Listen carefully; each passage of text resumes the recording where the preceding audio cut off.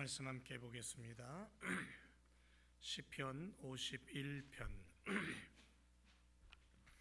12절의 말씀 함께 말씀을 읽겠습니다. 시작. 주의 구원의 즐거움을 내게 회복시키시고 자원하는 심령을 주사 나를 붙드소서. 아멘. 잘 지내셨어요? 주님의 이름으로 환영합니다. 우리 한번 다시 인사하죠. 옆에 있는 분들하고 뒤에 있는 분들하고 반갑습니다. 예, 환영하고 사랑합니다. 2026년 교회 달력 다 받으셨죠? 예, 올해는 교회 달력이 모자라서 또 찾는 분들이 또 많아갖고, 예, 그 달력에 보면 우리 교회 올해 그 타이틀이 하나 있죠. 뭡니까? 뭐죠?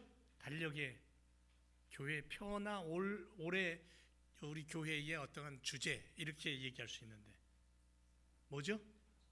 여러분들이 앞에 보고도 몰라요? 첫사랑을 회복하는 교회입니다. 예. 왜 첫사랑을 회복하냐? 이미 예수님 믿고 하나님 믿고 살아가는데 무슨 첫사랑이냐? 그럴 수 있겠지만은 40년의 그 시간을 마무리 짓고 41년의 시간 앞에 1이라는 숫자의 새로움을 가지고 앞으로의 40년을 꿈과 비전을 가지고 교회를 만들어가기 위해 다시금 첫사랑이라는 것을 붙잡아 보자. 또 우리가 사는 이 시대가 그런 시대이기 때문에 다시금 하나님께로 돌아가자라는 그런 의미가 담겨 있습니다. 오늘날 우리가 사는 이 시대는 신앙의 회복이 필요한 시대예요. 신앙이 다시금 불붙어야 될 시대입니다. 그래서 다시 하나님을 찾아야 돼요.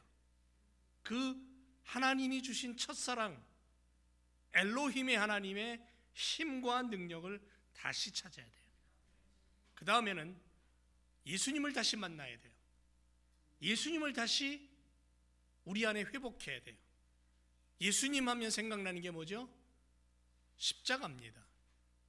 십자가로 우리를 구속하신 그 놀라우신 십자가의 은총을 우리는 붙잡아야 되죠. 그리고 오늘 세 번째 시간은 회복의 마침표, 회복의 마지막 열쇠라고 할 수 있는 성령의 불을 다시 받아야 된다는 거예요.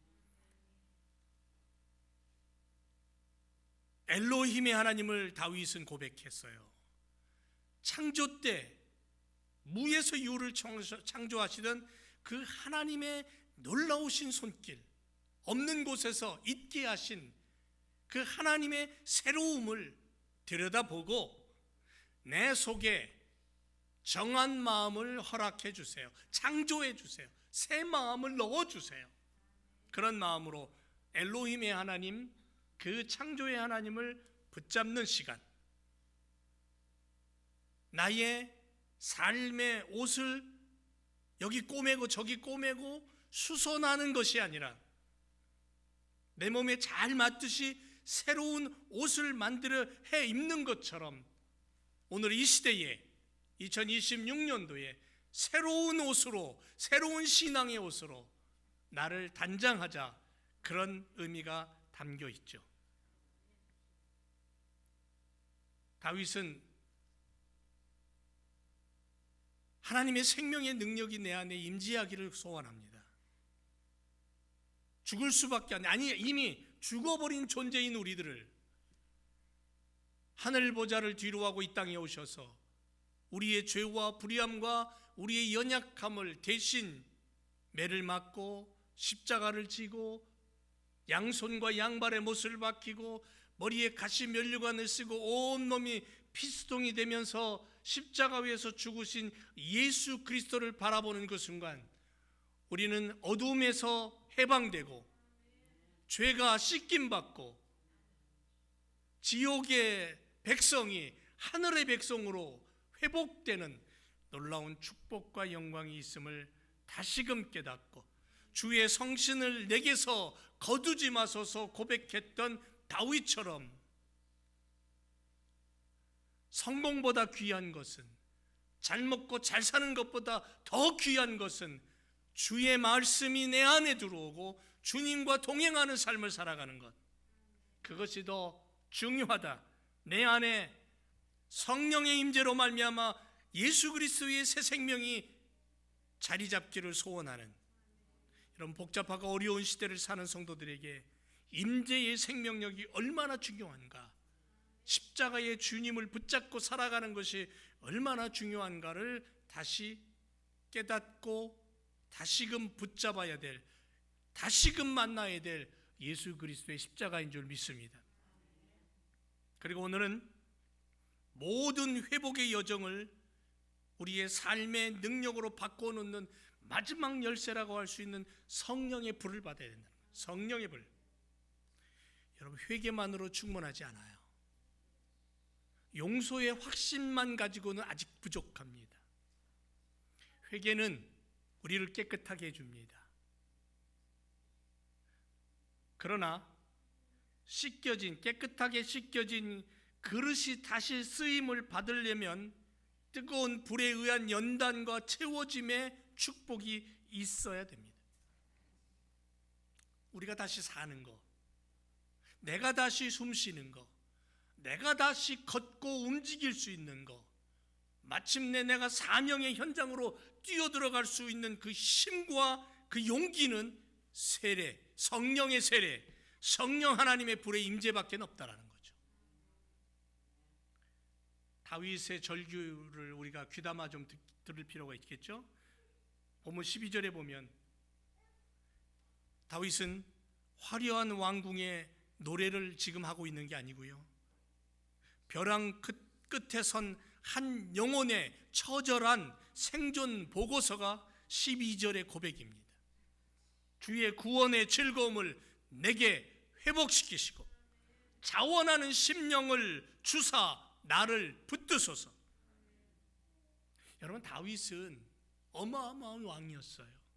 당시에 가장 위대한 나라를 만들었고 통일 왕국의 가장 큰 능력을 가진 위대한 왕입니다. 가는 곳마다 전쟁의 승리를 맛봤던 사람이에요.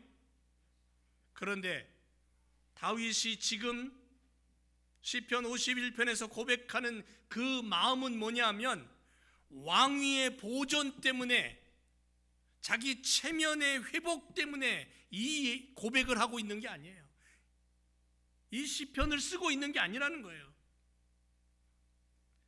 그 위대한 왕이었고 권세와 능력과 권능을 가졌던 다윗이었지만, 다윗이 가장 두려워했던 건 뭐냐면, 자기 왕위가 패해지고 자기가 전쟁에 나가서 지고 이게 중요한 게 아니라,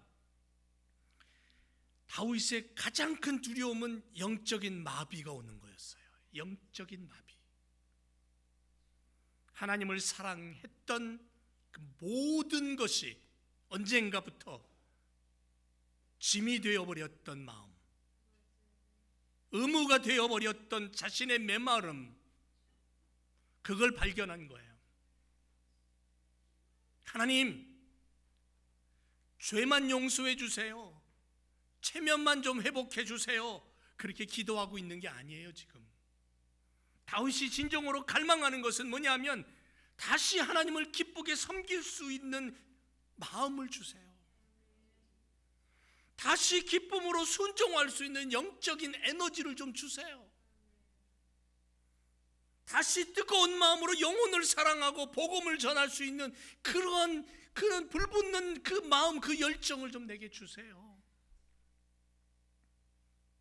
그래서 다윗은 자원하는 심령을 자기 안에 부어달라고 자원함이라는 단어를 쓰고 있어요. 내 의지에서 짜내서 결심하고 어떻게든 어거지로 끄집어내는 것이 아니라, 억지로 참는 인대도 아니고 위로부터 오는 거룩한 갈망, 위로부터 내려오는 거룩한 그 은혜, 성령 하나님의 불의 임재, 그래서 하나님 앞에 고백해요. 하나님, 다시 주님을 기쁘게 할 수 있는 예배를 드리고 싶습니다. 다시 주의 말씀으로 말미암아 내 가슴이 뛰기를 원합니다.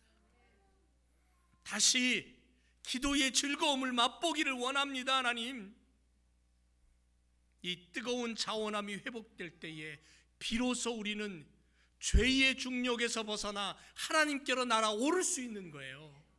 성령의 불이 임할 때 이와 같은 은혜가 우리 안에 충만하게 내려올 줄로 믿습니다. 그러므로 이 한 해 다른 무엇보다도 우선순위가 뭐냐면 성령 충만, 성령의 불같은 은혜가 나의 삶 속에, 우리 교회의 성도들의 삶 속에, 일터 속에 역사하도록 하나님 임재하소서, 하나님 역사하소서, 그렇게 기도해야 된다는, 그렇게 간구하며 달려가는 이 한 해가 되기를 주님의 이름으로 축원을 드립니다.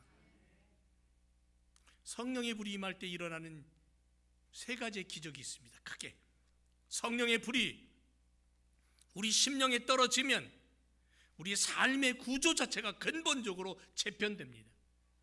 첫째는 담대함의 불이 옵니다. 담대함의 불은 두려움의 감옥을 태워버려요.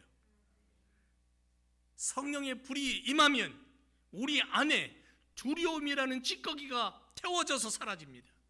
제자들 한번 볼까요? 그들은 십자가 앞에서 비겁했어요. 도망갔어요. 모른다고 저주까지 하면서 베드로는 3번이나 부인을 해버렸고요. 예수님이 새벽녘에 잡혀서 끌려갈 때에 어느 제자는 잠에 빠져 있었고요. 어느 제자는 나 살려라 걸음 도망가 버리고 말았습니다. 그리고는 다락문을 꼭꼭 걸어 잠그고 겁쟁이로 그들의 모습이 성경에 비춰집니다. 그러나 사도행전 2장을 보면 불의 성령이 임합니다. 불의 여같이 갈라지는 성령의 불이 그 마가의 다락방에 120명의 제자들에게 불이 임합니다. 성령의 불이 임하자 그들은 거리로 뛰어나갑니다. 베드로는 더 이상 사람을 두려워하지 않습니다. 군중 앞에 서서 외칩니다. 너희가 십자가에 못 박은 이 예수가 바로 그리스도다. 성령 충만이라는 게 무엇일까요? 말을 잘하는 겁니까? 성령 충만하면 말 잘하는 말쟁이가 되는 겁니까? 워낙 말을 잘하니까는 옛날에 한국에서는 예수 믿는 사람들이 뭐라 그랬어요? 예? 말쟁이, 예수쟁이. 저 사람들은 물에 빠지면 몸만 동동 뜬다고? 입만 동동 뜬다는 그런 얘기들을 했어요. 성령 받으니까 말을 잘하는 거예요?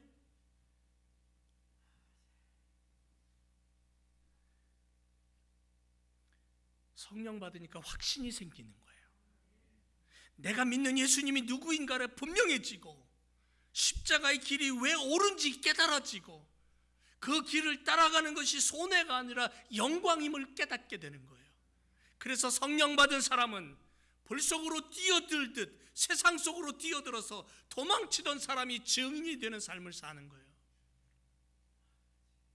예수가 나를 위해 죽었다. 내 더러운 죄 때문에 당신의 목숨 버려서 나를 건지시고 사랑하셨다. 그 사실이 성령 받으니까 깨달아지고 믿어지는 거예요. 그래서 기도하세요. 성령님 내게 오셔서 나로 하여금 성령의 사람이 되게 해달라고 성령 하나님을 초청하세요. 내 안에 성령님 오세요라고 성령을 초청할 때에 그 성령 하나님이 내 안에서 역사하는 것을 경험하게 될 줄로 믿습니다. 성령 충만은 유창한 언변이 아니라 영적인 확신이에요. 내가 믿는 예수님이 진짜 왕이시라는 확신, 내가 가는 이 길이 영광의 길이라는 확신이 생기는 거예요. 그래서 히브리서에 믿음의 사람들을 얘기하면서 뭐라고 얘기합니까? 이 사람들은 세상이 감당치 못한다, 그렇게 결론을 내리고 있습니다. 믿음의 사람들, 성령의 사람들이 이 땅을 살아갈 때에 세상 사람들이 감당할 수 없는 은혜와 믿음과 사랑과 섬김으로 이 땅을 살아간다는 거예요. 왜 예수 믿는 사람들을 비꼬면서 예수쟁이라 그러고 말만 잘한다 그러고 왜 물속에 빠지면 입만 동동 뜬다 그럽니까?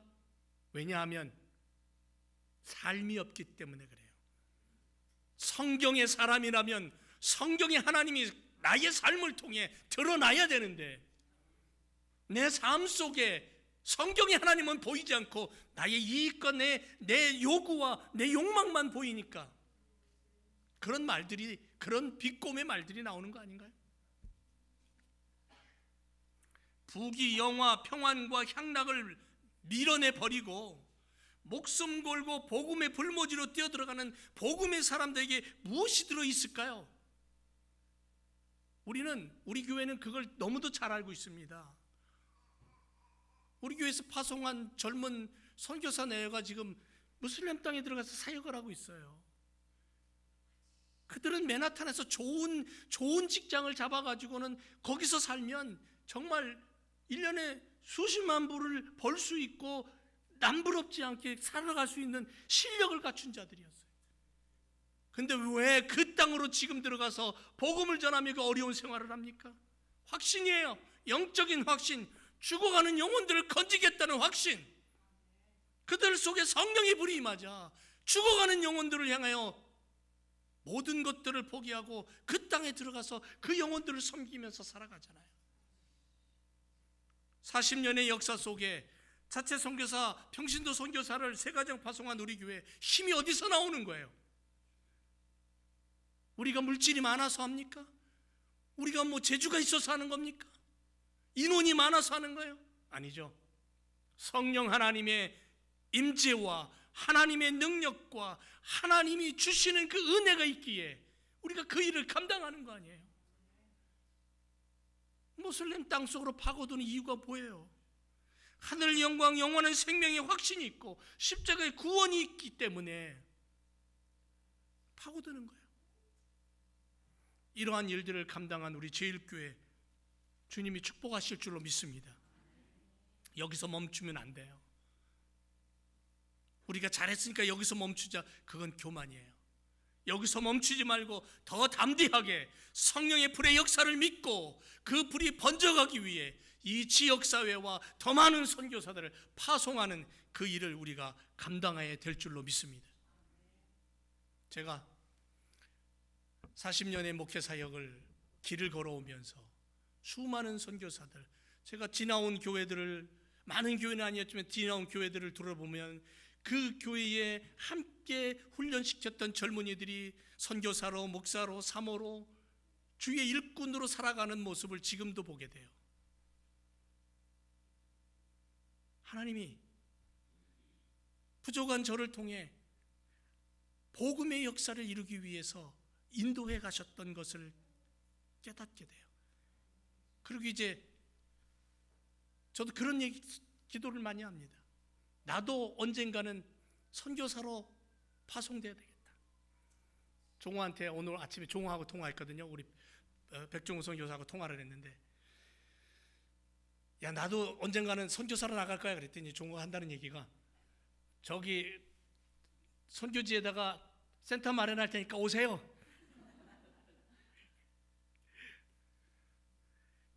여러분, 우리는 이 땅을 살아가면서 성령의 불같은 역사로 말미암아 하나님이 부르시는 곳, 하나님의 말씀을 가지고 어디든 갈 수 있는 그러한 선교사의 삶을 살아야 됩니다. 그것이 바로 우리를 부르신 하나님의 담대함의 불의 역사입니다. 또 하나는요, 기쁨의 불입니다. 종교의 형식을, 형식적인 종교 생활을 생명으로 바꿔놓는 것이 성령의 불입니다. 이게 기쁨이에요. 성령의 불이 우리에게 임하면 우리 가슴 속에 가장 먼저 다시 살아 움직이는 게 뭐냐면 구원의 즐거움이에요. 구원의 즐거움. 내가 죄악 속에서 벗어나서 하나님의 자녀 되었다는 즐거움, 천국 백성 되었다는 그 복됨을 내 안에 확신을 가지고 사는 거예요. 사랑하는 제일교회 공동체된 성도 여러분, 신앙생활의 가장 큰 기쁨은 문제 해결이 아니에요. 응답도 아니고요, 성공도 아니고, 이런 것들이 우선순위가 아니라는 거예요. 가장 우선순위는 뭐냐면 나는 구원받은 하나님의 자녀다. 나는 구원받은 하나님의 아들이고 딸이다. 그 감격을 가지고 사는 거예요. 이것이 신앙의 심장이에요. 그래서 성령의 불이 꺼지면 예배는 형식이 되고요, 말씀은 글자가 되고, 설교는 귀찮아지고, 찬양은 노래가 되고, 기도는 독백이 되어버리고 맙니다. 그런데 성령의 불이 임하면 형식적이던 예배가 살아 움직이는 하나님을 만나는 시간이 되고요, 읽히지 않던 말씀이 영혼을 살리는 생수가 되고, 메마르던 찬양이 눈물의 고백이 되잖아요. 중언부언하던 기도가 어떻게 돼요? 하늘문을 여는 능력의 기도가 돼버리는 거예요.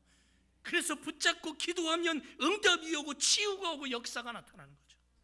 성령 하나님은 우리 영혼의 스위치를 켜시는 분이에요. 잃어버린 신앙의 배터리를 충전하는 불이에요. 잃어버린 감격을 되찾아 주시는 회복의 불꽃이라는 거죠. 여러분, 초대교회 성도들이 그렇게 살았습니다. 기쁨을 주체하지 못해서 불 속으로 막 뛰어들어가요. 불 속으로. 예수 믿는다고 나무 십자가에 매달아 놓고 밑에다 장작을 밀쳐놓고는 불을 떼버려요. 그런데 불이 활활 타오르는데도 그 십자가에 매달려서 찬송해요. 찬송을 해요. 예수는 나의 힘이라고 찬송을 해요. 그러면서 죽어요. 한국 땅에 복음이 처음 전파될 때에 한국 땅에 발을 들여놓고 목이 떨어져 나가서 죽은 선교사들이 수없이 많아요. 그 당시 때 예수님을 영접하고 구원의 확신을 가지고 살았던 우리 조상들의 신앙이 어땠는지 아세요? 잡히면 죽는데도 불구하고 죽음의 길 속으로 들어가요. 나 예수 믿는다고 자원하고 들어가요. 죽음을 두려워하지 않았어. 왜? 내가 지금 죽어도 천국이 나를 기다리고 있다라는 확신을 가지고 있기 때문에. 성령의 불은 우리를 그렇게 살게 해요. 성령의 불을 사모하는 이 한 해가 되시기를 주님의 이름으로 축원을 드립니다. 성령의 불은 우리를 기쁨으로 살도록 인도해 가셔요. 그리고 한 가지 더, 성령의 불은 자원의 불이에요. 자원의 불이라는 건 뭐냐면 의무의 종에서 사랑의 자녀로의 변화입니다. 변화가 일어나요. 의무감에 살던 인생이 사랑으로 나누고 섬기고 베푸는 모습으로 변화가 일어나요. 성령의 불은 우리의 태도를 바꿔놔요. 오늘 새벽에도 야곱을 얘기했는데, 야곱이 약복강 나루터에서 하나님의 성령의 불을 받고 천사와 씨름하고 분리의 아침을 맞이했을 때 그는 약복강을 건넌 이후에 어떻게 된 줄 알아요? 변화된 모습을 보여요.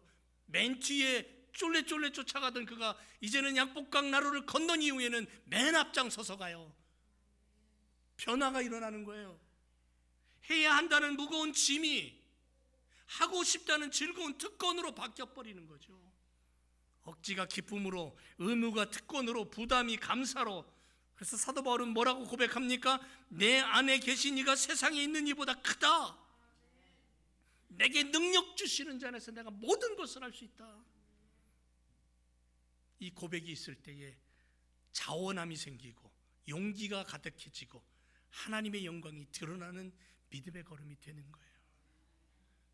여러분, 무거웠던 예배는 가장 기다려지는 기쁨의 자리가 되게 하고, 피하고 싶었던 봉사는 은혜의 특권이 되고요, 두려웠던 전도는 영혼을 향한 뜨거운 열정으로 바뀌어버리는 거예요.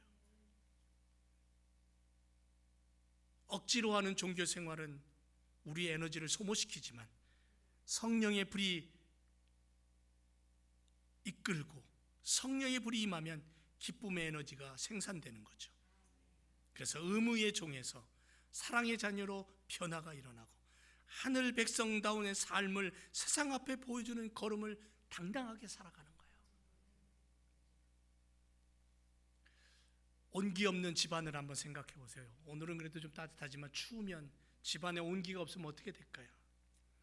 아무리 고급스러운 대리석으로 만들어 놓은 어마어마하게 비싼 난로라 할지라도 그 안에 불이 없으면 어떻게 됩니까?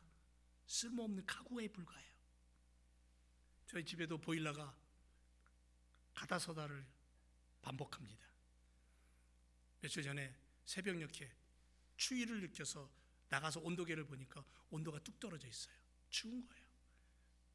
그런데 불이 나게 지하실에 내려가서 보일러 뚜껑을 열고 뭘 만지작거리고 다시 스위치를 내렸다 올리면요 또 돌아가요. 그 불이 붙으면 또 집안이 훈훈해져요. 뭘 얘기하는 겁니까?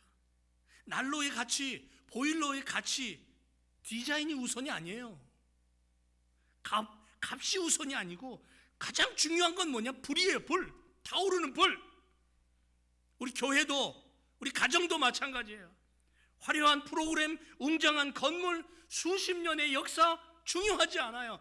아니, 그게 필요 없다는 얘기가 아니에요. 우선순위가 아니라는 거예요. 그럼 우리에게 우선순위가 뭐냐면 성령의 불이 꺼지지 말아야 된다는 거예요. 내 안에 말씀의 불이 꺼지지 말아야 된다는 거예요.